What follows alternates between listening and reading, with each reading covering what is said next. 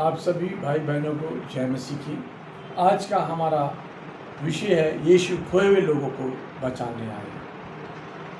परित्व काम उसका 4 बाब उसकी 12वीं आयत में हम देखें तो किसी दूसरे के द्वारा उद्धार नहीं, क्योंकि स्वर्ग के नीचे मनुष्यों में कोई दूसरा नाम नहीं दिया गया जिसके द्वारा हम उद्धार पा सकें। आइए हम अपने परिवार, अपने बच्चों, अपने रिश्तेदारों और अपने समुदाय के लिए हर खोई हुई आत्मा के लिए प्रार्थना करें कि यीशु मसीह अब भी कह रहे हैं, मत्ती उसका 18 बाब उसकी 11वीं आयत, क्योंकि मनुष्य का पुत्र खोए हुए को बचाने के लिए आया है। बाइबल हमें बताती है कि यीशु मसीह खोए हुए लोगों को बचाने आए हैं। खोया हुआ होना सिर्फ गायब होना नहीं है। इसका मतलब है यीशु मसीह सिर्फ सिखाने, चमत्कार करने या लोगों को दुनियावी चीज़ों से आशीर्वाद देने के लिए नहीं आए। उनका उद्देश्य से आए थे कि खोई हुई आत्मा को बचाना। उनका उद्देश्य था खोई हुई आत्मा को बताना। यशायाह नबी उसका 53 बाब उसकी 6ठी आयत में लिखा है, हम तो सब के सब भेड़ों के समान भटक गए थे, हम में से हर एक ने अपना अपना मार्ग ले लिया था। खोए हुए कौन? जो ईश्वर से दूर है, पाप में खोए हुए हैं,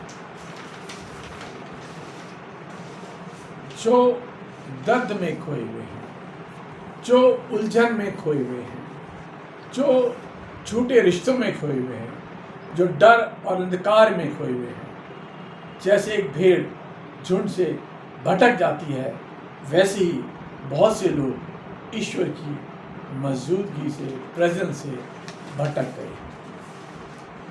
और यीशु मसीह मुझे और आप जो टूटे हुए हैं उनको बुलाने आए हैं। और यीशु मसीह हम पापियों को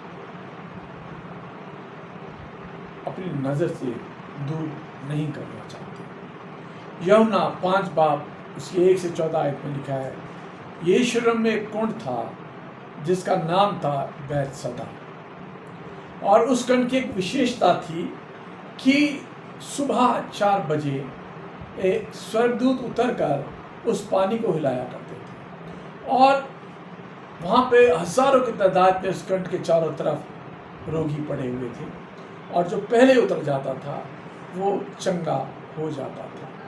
इसलिए उस कुंड के चारों ओर बहुत से बीमार, अंधे, लंगड़े, लूले,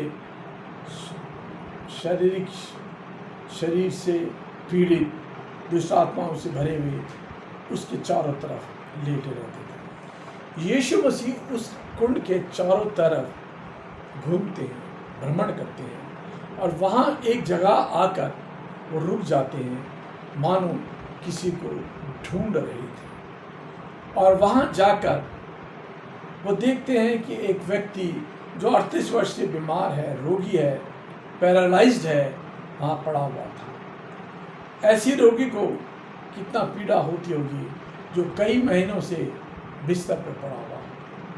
वह रोगी लॉर्ड क्राइस्ट से कहता है, मेरा कोई नहीं जो मुझे इस कुंड में उतारे।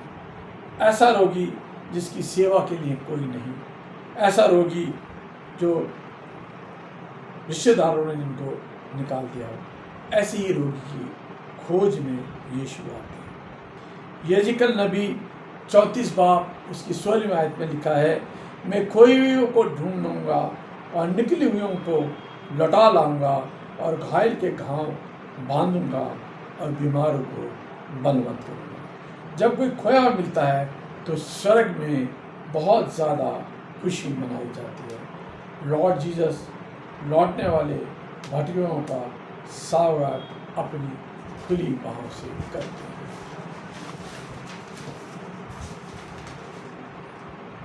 प्रभु यीशु मसीह ने उससे क्या पूछा था कि क्या तू चंगा होना चाहता है? और उसने कहा, मेरा कोई नहीं है। प्रभु यीशु मसीह ने कहा, अपनी खाट उठा और चल फिर। लूका उसका 19 बाब उसकी 10वीं आयत में लिखा है, क्योंकि मनुष्य का पुत्र खोयों को ढूंढने और उनका उद्धार करने आया है। जक्कई नामक मनुष्य जो कि चुंगी लेने वाला था और चुंगी लेने वालों का सरदार भी था। ऐसे लोगों को उस समय में पापी मनुष्य समझा जाता था, कि क्योंकि ऐसे लोग बड़ी कठोरता के साथ लोगों पर जुल्म करके वसूली करते थे। उसकी इच्छा यीशु को देखने के लिए हुई, और जिस राह से यीशु ने गुजरना था वो वहाँ एक पेड़ के ऊपर चढ़कर बैठ जाता है, कूलर के पेड़ के ऊपर। परंतु जब यीशु मसीह वहाँ से गुजरते हैं तो यीशु मसीह कहते हैं, जक्कई पेड़ से उतर आ। उनके पीछे सारी भीड़ चल रही थी, परंतु यीशु मसीह हर एक को उसके नाम से जानते हैं, इसीलिए वो कहते हैं कि जक्कई तो नीचे उतर आ। और मानो यीशु किसी को ढूंढ रहे हैं और वे उसे मिल गया। लॉर्ड जीसस क्राइस्ट जो हैं उसके घर जाते हैं और उस समय उसके घर में उद्धार आ जाता है।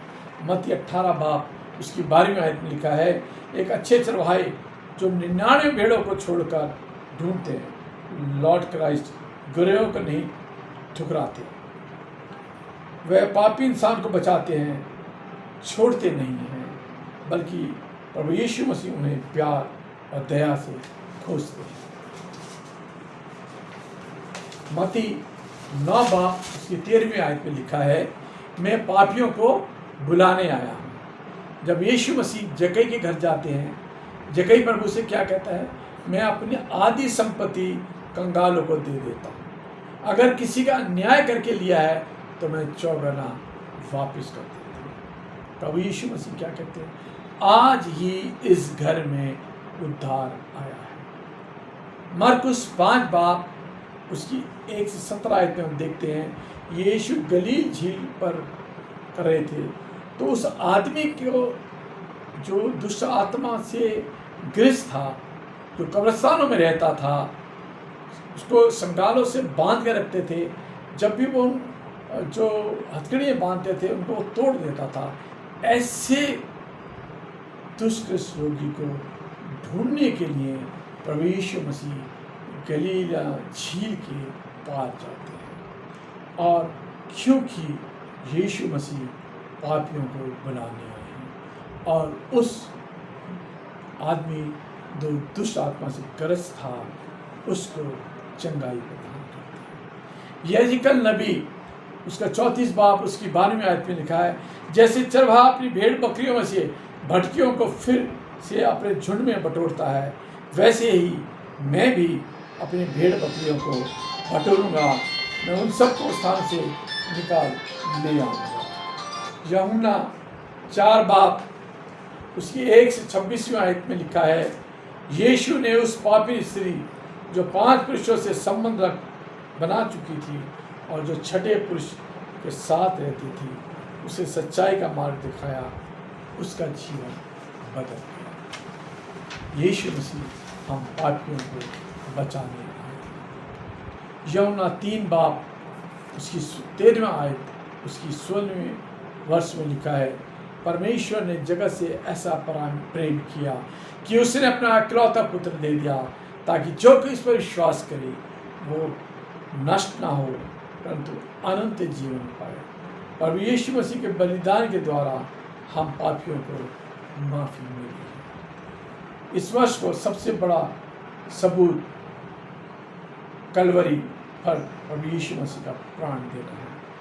उन्होंने मानव रूप धारण करके इस धरती पर आए और हमारे पापों को अपने ऊपर उठा लिया, हमारे लिए अपने आप को क्रूस पर बलिदान किया, मर गए और फिर तीसरे दिन जी उठे ताकि खोए लोगों को बचा सकें। आइए हम प्रार्थना करें। हम खोई हुई आत्माओं के लिए प्रार्थना करनी चाहिए।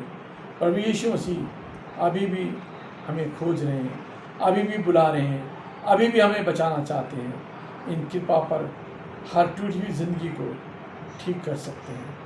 His grace can restore every broken life. Hallelujah. Amen.